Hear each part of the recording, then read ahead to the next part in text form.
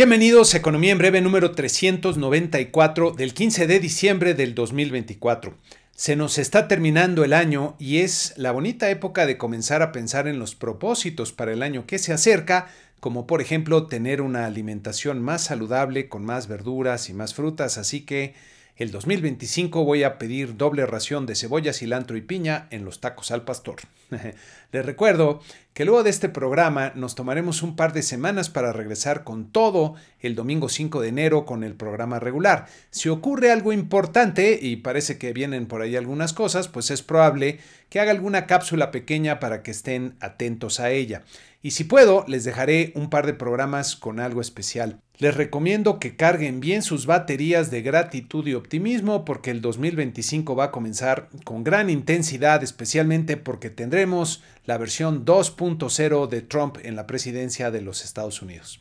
Entrando a los indicadores económicos de México, la inflación se portó muy bien en el mes de noviembre, registrando una importante sorpresa a la baja respecto a lo que se anticipaba antes de conocerse la primera quincena del mes, como pueden ver en esta gráfica, con un observado de 0.44% y un esperado de 0.60%. Como pueden ver en la lámina, en lo que va del año hemos tenido sorpresas en ambos sentidos, pero en los últimos meses han predominado las sorpresas a la baja. Cuando comparamos contra los meses de noviembre de años anteriores, nos damos cuenta que el resultado fue inusualmente bajo, ya que el promedio del 2000 al 2019 fue de 0.78%. Si excluimos los componentes más volátiles de la canasta con la que se mide la inflación, nos quedamos con la llamada inflación subyacente, que nos da una mejor idea del comportamiento de la inflación más de mediano plazo.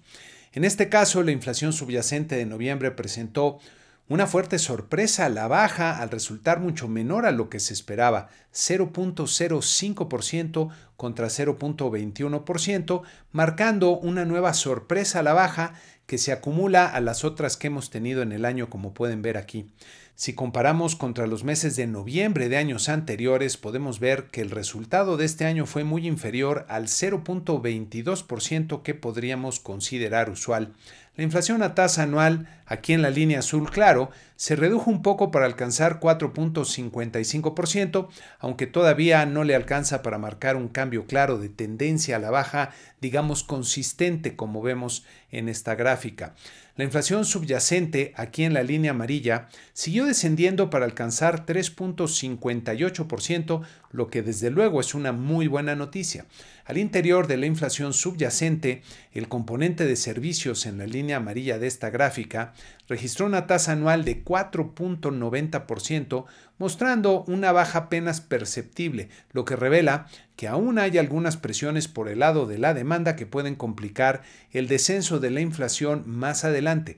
En contraste, la inflación subyacente de mercancías, aquí en la línea azul claro, se redujo de forma significativa en noviembre para alcanzar una tasa anual de 2.39%.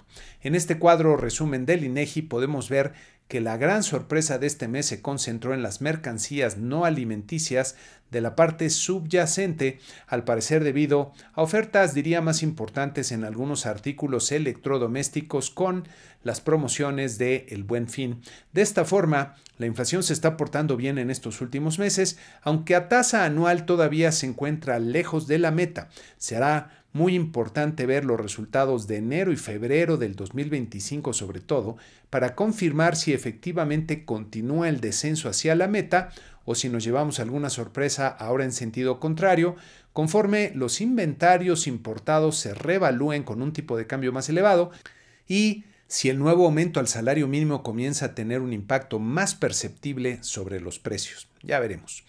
Por otro lado, la producción industrial registró una fuerte contracción de 1.2% en el mes de octubre, como ven en este cuadro del INEGI.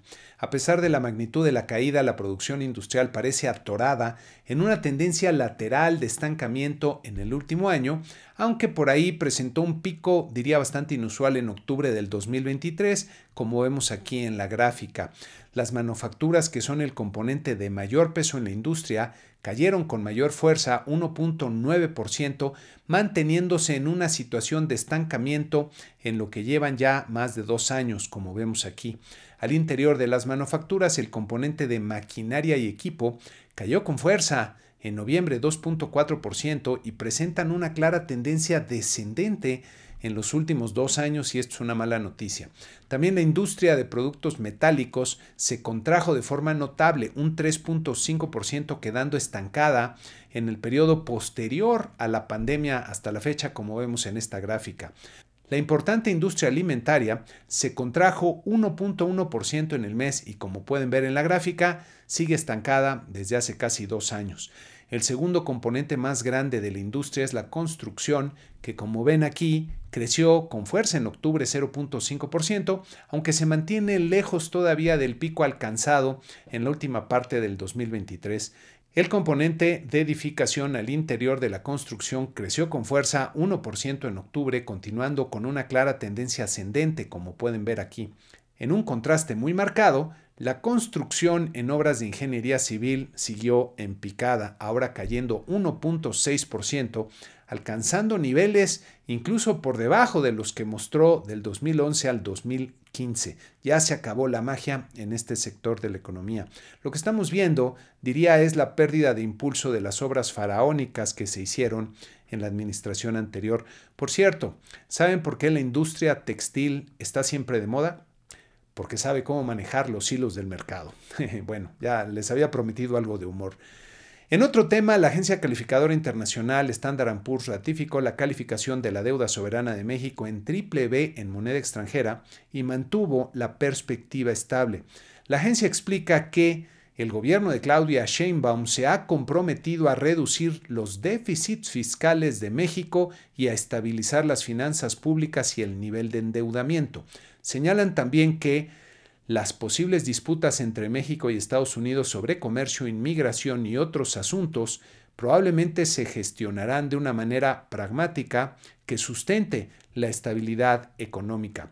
Me llama la atención que, como dicen por ahí, pues la agencia está viendo y no ve. En un escenario negativo advierten que si no se reduce oportunamente el déficit fiscal recientemente alto, la deuda pública y la carga de intereses podrían ser mayores a las esperadas, finanzas públicas más débiles combinadas con el riesgo de respaldo extraordinario para las empresas estatales Petróleos Mexicanos y la Comisión Federal de Electricidad podrían llevar a una baja en la calificación durante los próximos 2 años. Me parece que el respaldo extraordinario a Pemex y CFE pues es prácticamente un dato ya conocido, ya que no han cambiado la estrategia de negocio de las empresas en sentido positivo y están sepultados en una ideología de la época previa al Internet, y así no hay manera en que esto no afecte las finanzas públicas.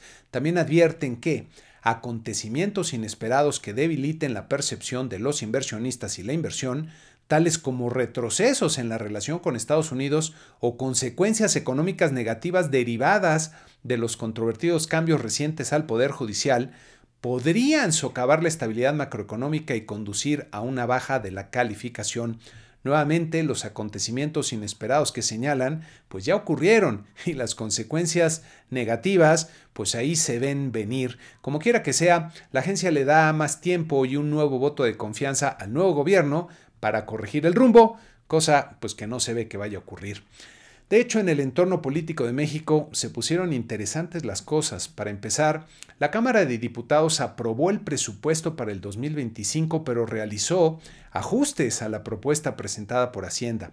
Se acabaron los tiempos en los que no le movían ni una coma a los designios del Ejecutivo y comenzaron a meter su cuchara. Entre los damnificados por los recortes se encontró ni más ni menos que la Cámara de Senadores, y el coordinador morenista, Adán Augusto López, pues no lo tomó muy bien y amenazó terminar contratos y levantar denuncias, inclusive penales, que se entiende afectarían a Ricardo Monreal, ya que algunas de estas empresas pues tienen familiares de él ahí metidas. Monreal era el anterior coordinador de Morena en el Senado y ahora es el coordinador de Morena en la Cámara de Diputados. El pleito entre los dos líderes políticos desde luego captó los reflectores de la prensa, sobre todo porque es evidencia de las cuarteaduras que se abren al interior de Morena ante la ausencia del cacique de Macuspana. Hay que notar que Monreal ha sido un aliado político, diría, más circunstancial que convencido del señor de Palenque, y tiene sus ambiciones propias. Ya veremos si la presidenta Sheinbaum puede, más que controlar, aprovechar las divisiones que se están dando al interior de Morena para afianzar su propio poder y empezar a ejercer su presidencia de forma más independiente. Miren, lo que está haciendo el grupo en el poder, en 3 palabras, es agandallarse al país. Un gandalla es, en el español coloquial de México, una persona que abusa o tiene tendencia a abusar de su fuerza física o su autoridad para sacar ventaja de otros. Y eso es justo lo que está haciendo la banda de morenistas en las diferentes esferas del poder. Y para muestra un botón, como decía mi abuelita, esta semana se aprobó en el Senado la iniciativa enviada por la presidenta Sheinbaum para cambiar la ley del Infonavit, cuyo patrimonio es de 2 billones, con B de bueno, billones de pesos que podría ahora ser dispuesto por el gobierno, cuando originalmente pues era un organismo tripartita y los recursos fueron aportados por los trabajadores, los patrones y una parte el gobierno. Ahora resulta que el ingeniero agrónomo que profundizó la quiebra de Pemex quiere construir casas y para eso, ¿qué mejor que echarle el guante a los activos cuantiosos del Infonavit? Por lo pronto,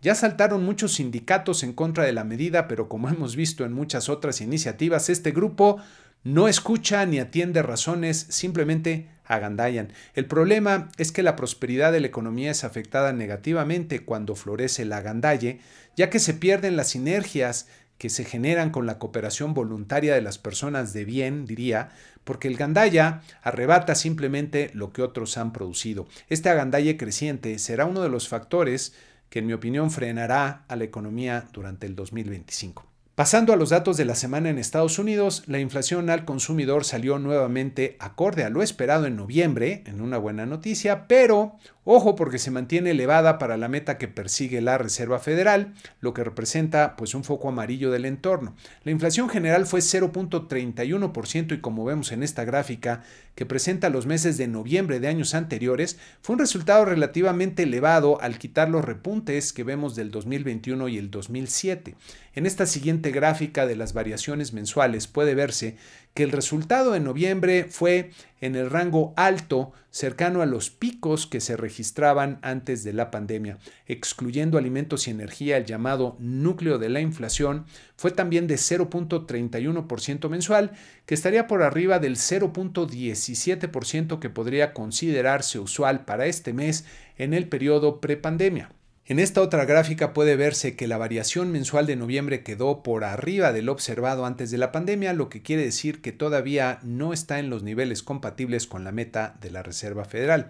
En esta siguiente gráfica puede verse que la evolución de las tasas anuales de la inflación, con la inflación core en la línea naranja estacionándose en niveles de 3.3%, todavía lejos de la meta del 2%, y la inflación general en la línea verde comenzando a rebotar, alcanzando 2.75%. Estos datos sugieren que el progreso de la inflación hacia la meta se está frenando y de continuar así podría llevar a la Reserva Federal a detener la baja en sus tasas de interés, aunque por lo pronto se espera que continúen este ciclo de bajas.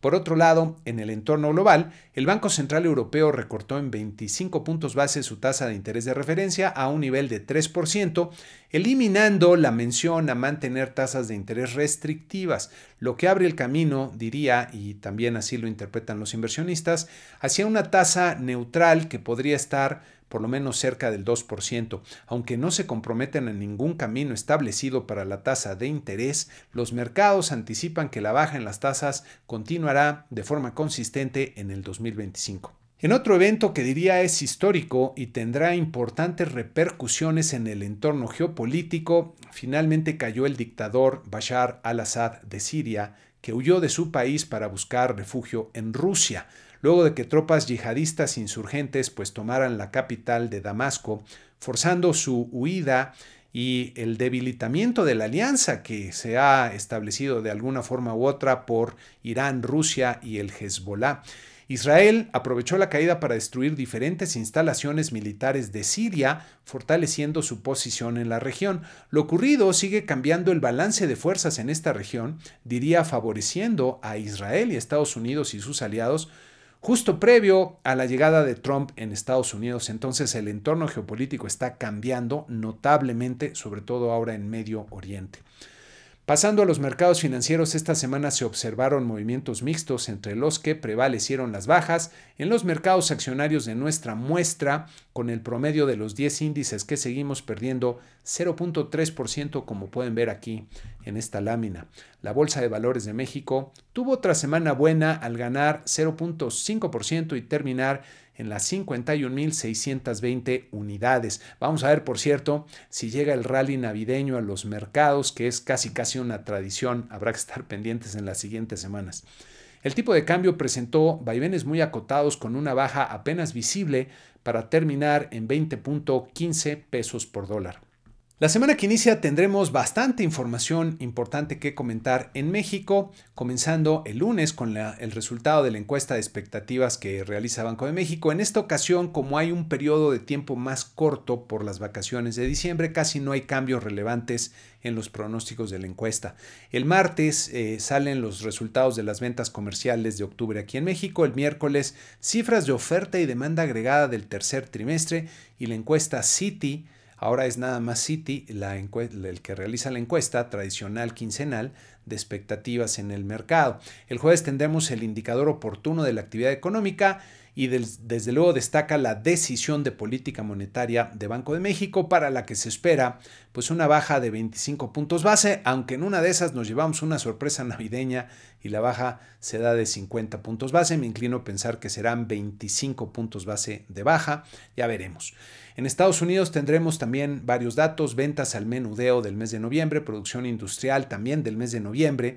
Después, la decisión de política monetaria de la Reserva Federal el miércoles, que seguramente es muy probable que sea una baja de 25 puntos base, aunque habrá que ver si vienen cambios en sus comentarios. Difícilmente harán, creo yo, aquí algún cambio significativo, pero ya veremos. Sale la revisión final del PIB del tercer trimestre y el viernes el reporte de ingreso y gasto personal del mes de noviembre, con el indicador más importante de inflación para la Reserva Federal. Para la sección de Misión Prosperidad, les tengo ahora, más que una reflexión, un reto. En lugar de darles la explicación, los voy a poner a pensar si es que quieren enfrentar el reto, que como verán es un reto de la vida real y de gran importancia personal, sobre todo si quieres construir una mayor prosperidad para ti y tu familia. El reto, que además es muy oportuno para esta época en la que seguramente harás tus propósitos para el 2025, es responder una pregunta.